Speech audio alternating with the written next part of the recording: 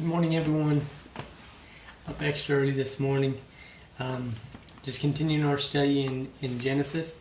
Last time we talked about Genesis chapter 32, and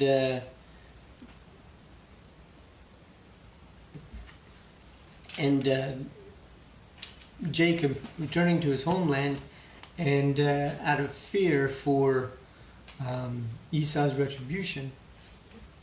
Out of fear of retribution from Esau,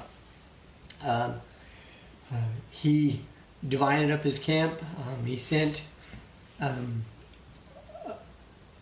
large number of his flock before him, and then his wives before him, hoping to appease Esau's anger. And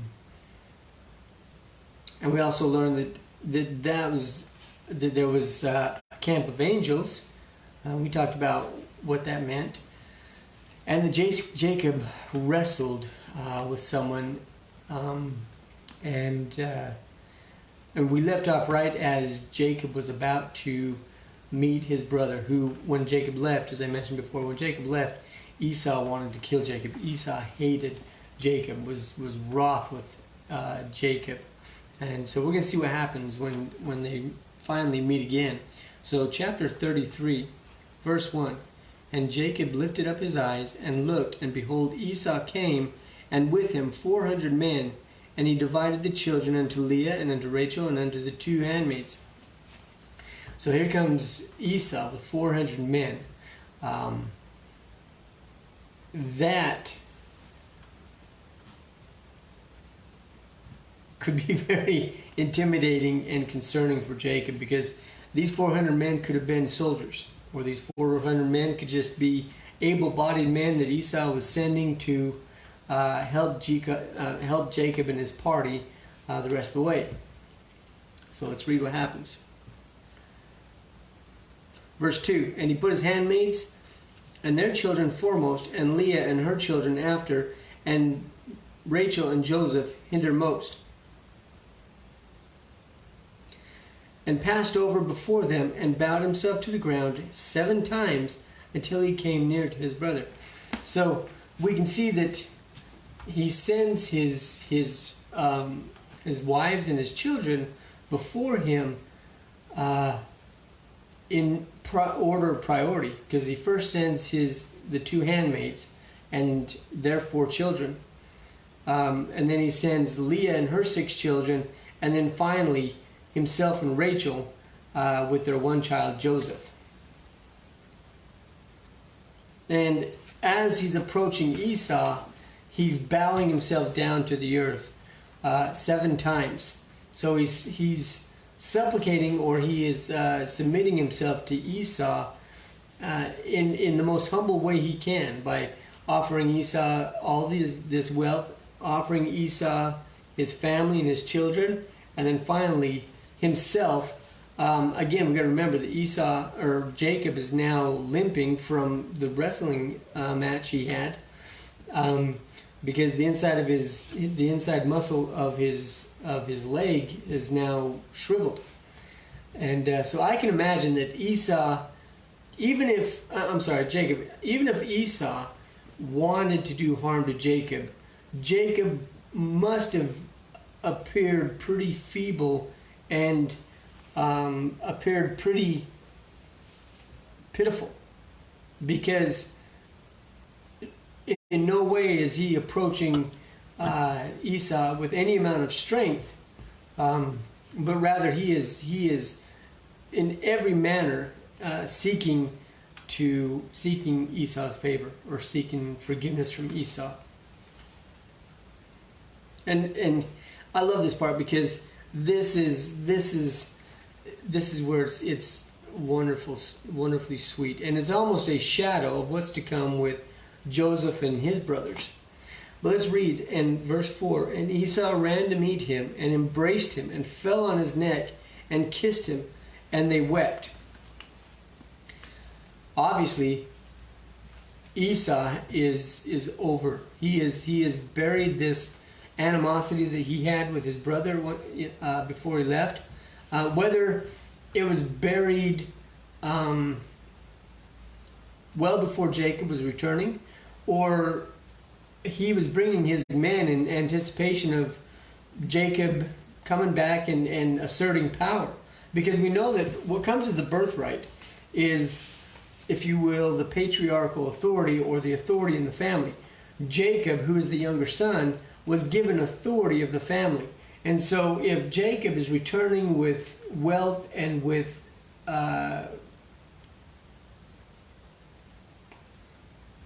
arrogance, maybe Esau was ready to put him down and remind him of what he did. That's the thing, we don't know. All we know is that there was 400 men, which is a sizable group of men with Esau. My romantic heart would think that Esau was potentially anticipating this. So that's why he had his men with him. And when he saw the way that Jacob approached, it melted his heart, and he realized that Jacob was truly sorry for the way things went, and that Jacob truly wanted peace and wanted to show respect to his elder brother Esau. And so Esau runs up to him and relieved himself that Jacob's not coming acting arrogant in his birthright, and falls on his neck and kisses him, and they both weep. It doesn't say they both were happy and glad. They both wept. Tears of joy. It was a very much a bittersweet reunion for the two.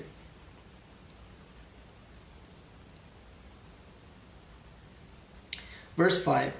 And he lifted up his eyes and saw the women and the children, and said, Who are those with thee? And he said, the children which God hath graciously given thy servant. See, Jacob is even now, after they have wept and held and embraced each other, is even now telling Esau that he is coming to be, he's coming as a servant. He's coming as someone submitting himself to him.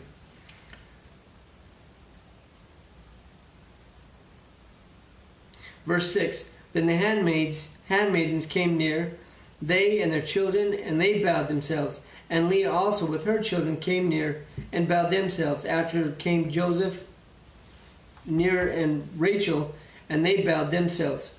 And he said, What meanest thou by all this drove which I met? And he said, These are to find grace in the sight of my Lord. And Esau said, I have enough, my brother. Keep that thou hast unto thyself. So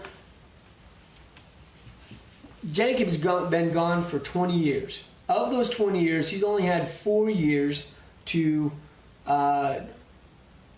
raise flocks and to increase his property. Esau has had 20 years. So he's had 16 more years. Let me get my numbers straight.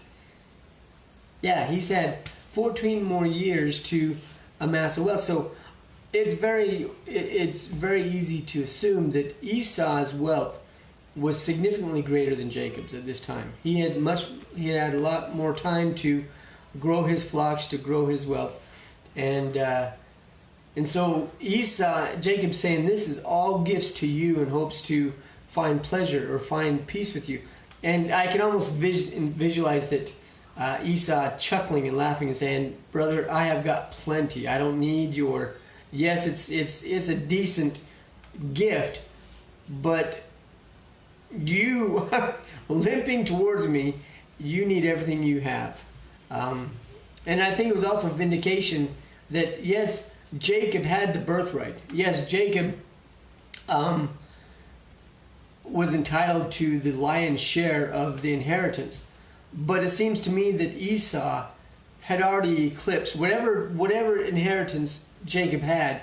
Esau had already eclipsed that, or had already gained more wealth than what that inheritance would have been. So, in a lot of ways, the the conflicts in the past really had no meaning, and where Esau was concerned that he was getting shafted and he was no longer going to be, he was going to get the lesser of all the inheritance. He now has more than Jacob. And it's funny how life does that, where we have conflicts with family and friends. And at the moment, it seems like the world, I mean, we declare that we will disown this person, we will never talk to this person again, and then 5, 10, 15, 20 years down the road, it doesn't mean anything. The things that were argued over, the feelings that were hurt, didn't mean anything, because we had no sight, or you had no sight in what was going to be, where you would be in the next 15, 20 years. And so once you get there, you look back and say, man, that just, it really wasn't worth it. And that's what we see here with Esau and Jacob.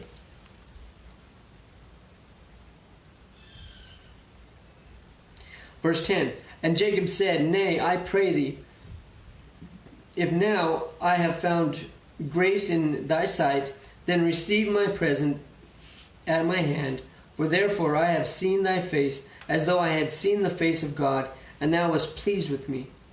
Take, I pray thee, my blessing, that is brought to thee, because God hath dwelt graciously with me, and because I have enough. And he urged him, and he took it. So Jacob was insistent. He said, please, take this as a gift and as a token, a sign that you and I we now have peace. So in some ways, I wouldn't want to speculate that Jacob insisted to be a record that they made peace, so that Esau in the future couldn't come back and again criticize or accuse him of wronging him. I think Jacob was truly humble and truly insisting that Esau take it for the whole fact that Jacob felt sorry for the way he had left, the way his relationship was when he left with Esau. Because growing up, Esau and Jacob could have been, it doesn't say, but I mean, they were twin brothers. When are twin brothers never tight and close friends? Yes, they were very different. Jacob was a bit of a homebody, and Esau was a wild man of the field, hunting. But that doesn't mean that they weren't close friends as brothers. And so oftentimes that's when, the greatest hurts happen. The closer you are with somebody, the more it hurts when you feel wronged or offended. And so it explains that why Esau was full of so much bitterness and hate towards Jacob when he left, because it was probably his closest friend had just tricked him or had just deceived him. So now returning Jacob, it probably haunted Jacob the whole time he was gone, the 20 years he was gone and lived with Laban. Jacob, that was probably on his heart, how much Esau hated him, how that division came to be between them. Again, this is just my speculation. This is me just reading between the lines, but that seems to make sense. So Jacob is truly wanting to make resolve for what he had done when he had left.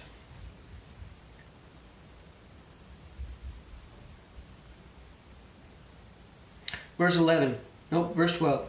And he said, let us take our journey, and let us go, and I will go before thee. And he said unto him, my Lord. Okay, so it starts to lose the context of who's speaking. But verse 12, Esau is speaking. He's saying to Jacob, let us take a journey, and let us go, and I will go before thee.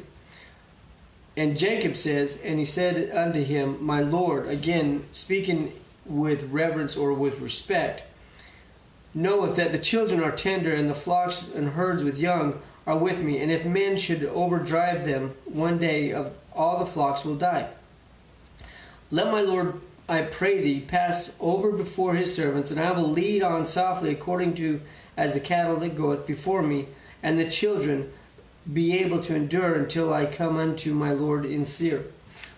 So Jacob's concerned that this 400 men, fresh men, Esau offers to help them bring their cattle and everything. And Jacob says that, no, your men are fresh, your men are strong. We've been traveling for a long time. I would hate the thought that we would run some of the children and some of the cattle to death, because that's easy to do actually. When you're herding cattle and you're herding sheep and goats, it's very easy to literally run them to their death, herd them until they die. And so he's saying, no, let's just take it easy. I will get there. I'm happy with getting there when I get there, and just let me make sure I get my flocks and my children there safely. Why don't you go ahead? He's telling Esau, why don't you go ahead back to where you live in Seir, and then once I get to wherever I'm going and settled, I will come and see you.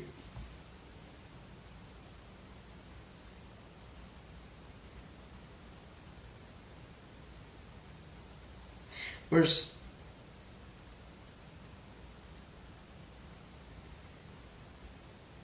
15. And Esau said, let me now leave with thee some of the folk that are with me. And he said, what needeth it? Let me find grace in the sight of my Lord. So Esau's wanting to leave some of his men at least. And Jacob saying, no, I really don't need it. We're okay. We've traveled this far already. We'll be okay to finish the journey. We're almost there. Verse 16. So Esau returned that day on his way to Seir. And Jacob journeyed to Sukkot. Now that's very key. We need to remember this word Sukkot. Some of you might already know the significance of what that word means and how it comes into play later. But he says, and journeyed to Sukkot, and built him an house, and made booths for the cattle. Therefore the name of the place is called Sukkot. And that's going to come into play with Moses. Moses and the law of Moses and the feasts of God. So it's interesting that originates well before Moses. Verse 18. And Jacob came to Shalem, a city of Shechem, which is the land of Canaan, when he came with Penram and pitched his tent, therefore, in the city. And some believe that Shalem was actually the predecessor to Jerusalem. That those were one and the same place. 19. And he bought a parcel of field where he had spread his tent at the hand of the children of Hamor, Shechem's father, for 100 pieces of honey, or 100 pieces of money. So Jacob, just like Abraham did, bought land from the people that already lived there.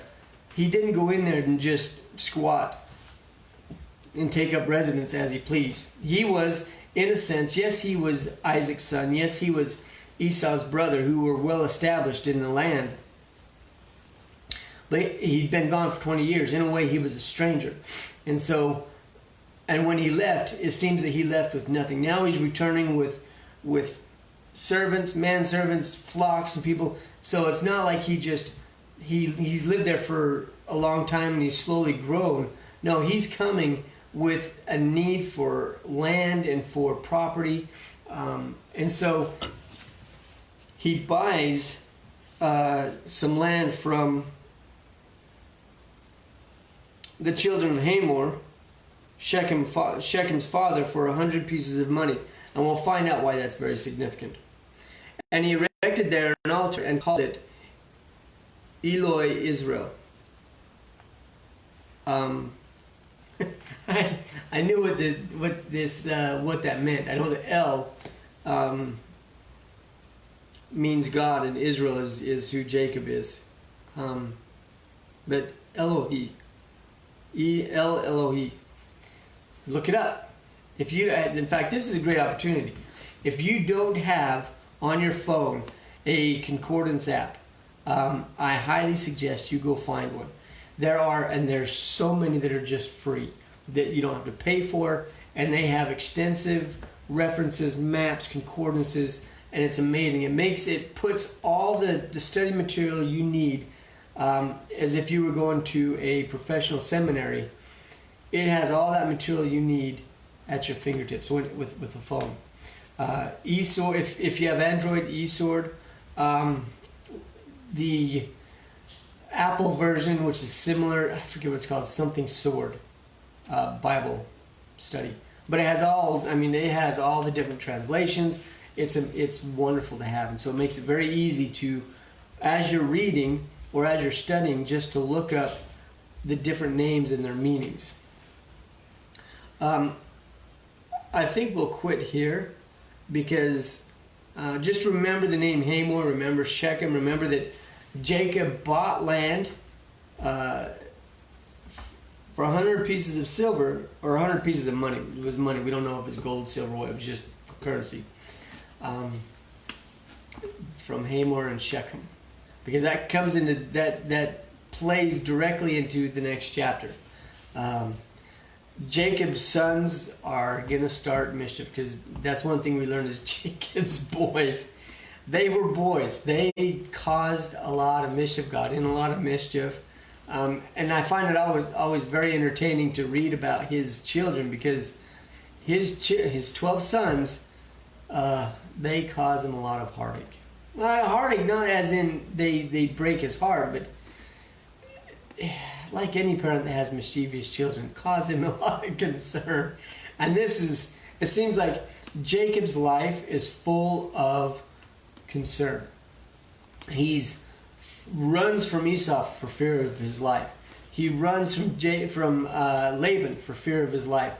And now, once again, you're going to see that he is in fear of his life. And it's not only his life, but for his family and his children. It's not all, when he's fearing, he's always fearing for everybody, not just himself, but his family, his children. And this happens over and over and over again. And so hopefully we give some context. When Jacob goes into Egypt, we'll see why he says something very, very interesting to Pharaoh, and we'll understand why he says that, why it is he says what he does. But I'm not going to give you any spoilers. We'll get there when we get there. Just remember, it all ties together. It's all a wonderful, amazing genealogy, history, family story that just gets me excited every time. So with that, take time to read your Bible today, and say your prayers, and start, when you start off with prayer, you start off with reading. It always seems to make your day go better. So with that, have a wonderful day, and God bless.